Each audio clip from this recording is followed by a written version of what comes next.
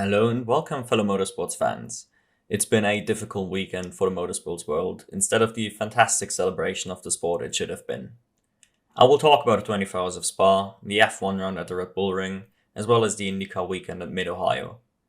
Before I begin though, I can't avoid one of the horrible stories of the sport we all love. 18-year-old Dutchman Dilano van Hoff died on Saturday following a crash on the Camel Straight in the second FRECA race of the weekend.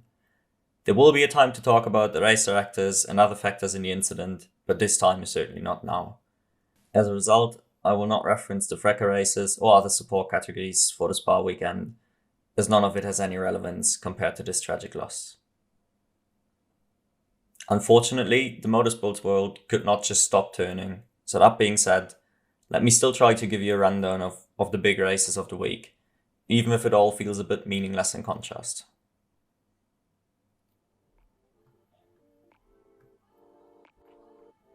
The 24 Hours of Spa was very much the battle of the German manufacturers, as the top entries from Lamborghini and Ferrari all struggled with issues at one point or another. Rover takes the win with their 98 BMW, leading quite comfortably going into the final hour. For Marco Wittmann and Nick Yallerly, it is their first time winning the prestigious event, while Philipp Eng takes his third overall victory, making him one of only 11 drivers to do so. Last year's winners Raffaele Marciello and Jules Gounon find themselves on the second step of the podium in the 88 Acaris ASP Mercedes.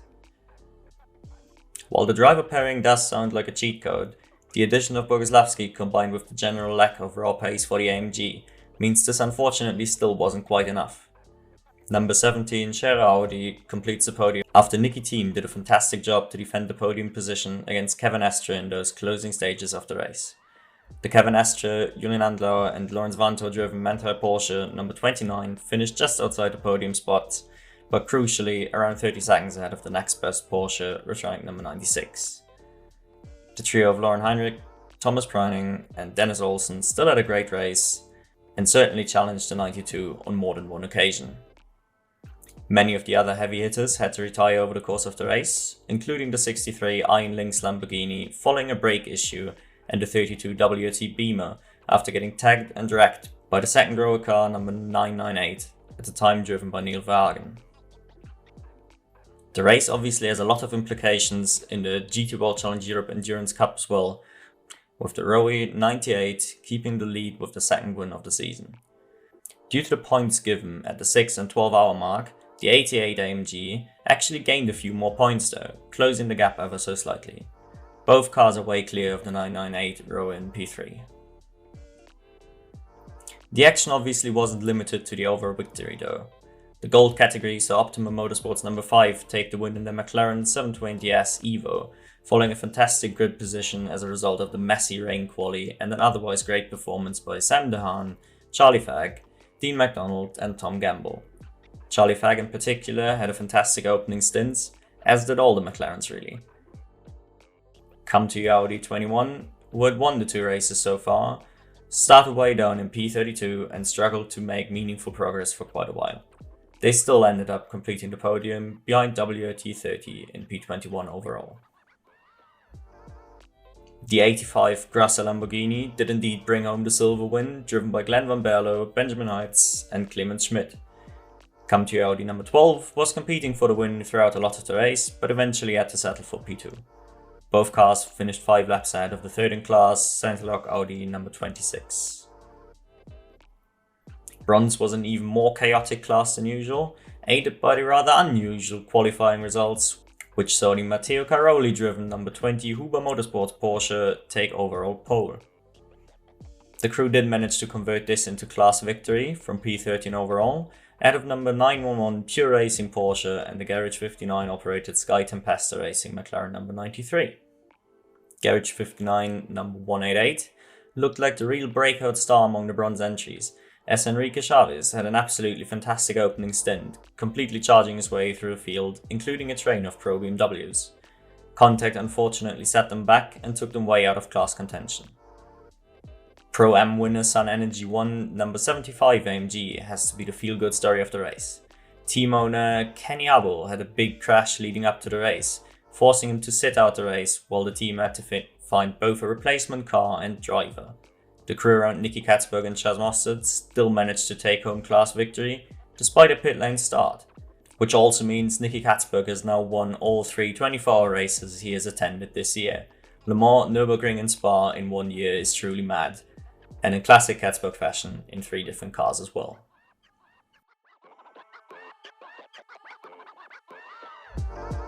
Formula 1 had a stacked round at the Red Bull Ring, as it was not only a sprint weekend for the top class, but also included F2, F3 and the Porsche Supercup on its support bill.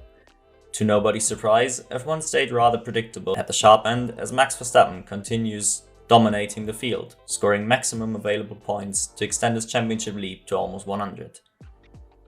More interesting talking points include a P6 for Hülkenberg, following wet sessions in both sprint quali and the sprint itself, Norris with his upgraded McLaren battling against Mercedes, and Perez yet again failing to set a competitive lap time in a quali session. The potentially even bigger talking point though is the application of track limit penalties, as is tradition for the Austrian round of the championship. F2 saw a lot of action, with the reverse grid sprint taking place in damp but drying conditions. The grid started in a mix of slicks and wet, enabling championship contenders Vesti and Porsche to charge up to the front quickly before the wets fell off a cliff, and ultimately cost both a chance to score points. American Red Bull junior Jack Crawford eventually got his first win after starting from pole position, but trust me, it certainly wasn't quite as straightforward as it sounds. An even bigger surprise was the fact that the tridents of Clement Novalak and Roman Stanek found themselves in contention for a podium, an incredibly rare sight. Novalak actually finished the line in third for what could have been a fantastic result, but got disqualified after the fact due to illegal rear tyre pressures. French Red Bull junior Isaac Hadjar completes the podium instead, in what is far and away his best result in an otherwise tough season. The feature race was a much more regular outing throughout most of it, with Frederic Vesti leading somewhat comfortably ahead of championship rival Thieu Pocher and finally performing as expected Alpine junior Jack Doohan in his struggling Virtuosi machine. A late safety car caused by a loose wheel on Arthur Leclerc's dumps massively saved the off-stretch runners still out on their hard tyres. The cheap pit stop combined with fresh soft tyres in the middle of people on old hards gave Richard Verschoor and Ayumu Iwasa the opportunity to charge from the mid-pack to 1-2 finish.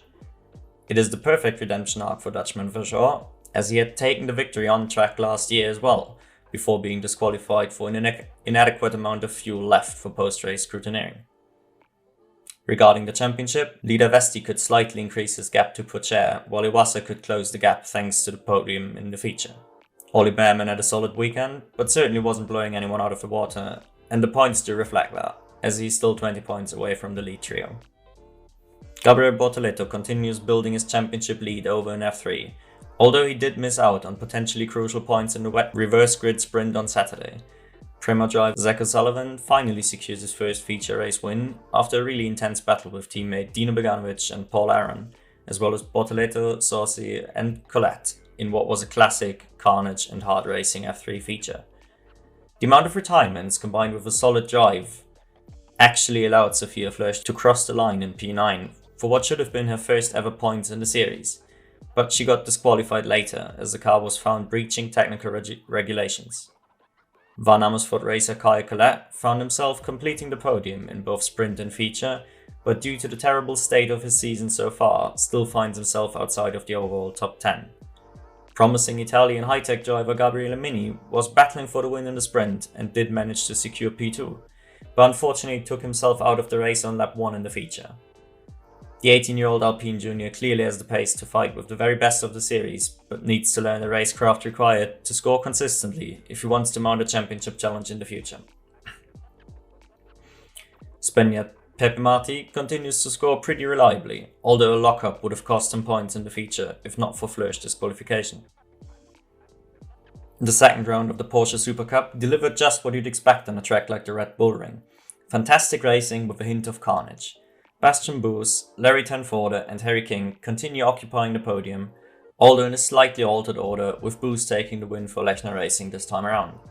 GP lead Tenforde was leading the race for most of it, but clearly could not quite match the raw pace of Lechner's car behind him, and eventually had to concede the top spot to Boos after a fantastic bit of racing from both drivers. King started down in P11, following a very messy wet quali session, but still comfortably made his way onto the podium. Potential championship contender Loic Hartog retired the car following an incident, while Maurice Schuring only managed to recover to P10 after getting spun on lap 1. And thus takes best of the rest in the championship, following a very solid charge from P18 all the way to P5.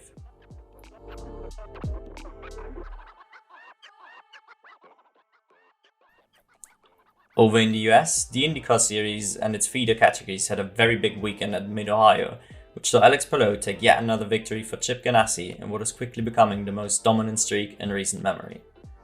The ever-consistent Scott Dixon takes home P2 out of Will Power in his Penske. Crucially, former P2 in the standings Marcus Ericsson crashed out of the race following lap 1 contact with fellow Swede Felix Rosenqvist. Thus, Palou has increased his gap in the standings to over 100 points, making it increasingly difficult to see anyone else take home the championship. Andretti had a horrible day overall, with no car in the top 10. Simon Pagenaud suffered from a scary crash in practice, forcing him to sit out the race, while former Ed Carpenter Racing driver Connor Daly stepped in to replace him. Indy Next has passed its halfway point of the season with a maiden victory for USF Pro 2000 champion Louis Foster ahead of Kiffin Simpson and Christian Rasmussen. Championship leader Nolan Siegel crucially finished down in P15, allowing Rasmussen in particular to close the gap considerably. Three-time W Series champion Jamie Chadwick managed to get a best result of the year by finally scoring a top 10 finish, albeit on a slightly smaller grid with the absence of Colin Kaminsky and Josh Green.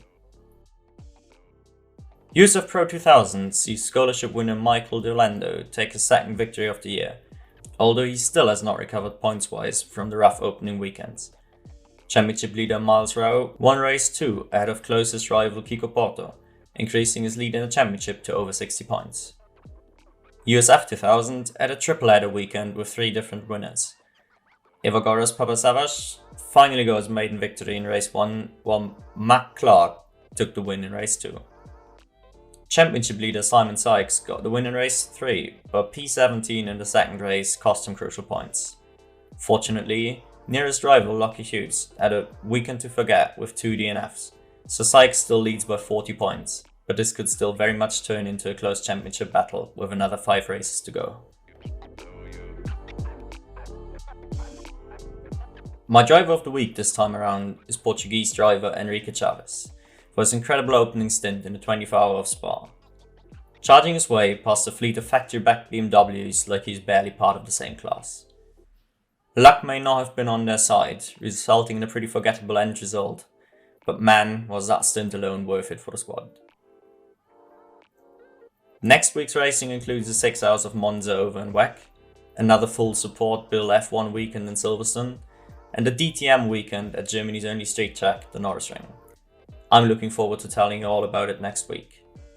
Until then, take care, and remember, racing is more than just F1.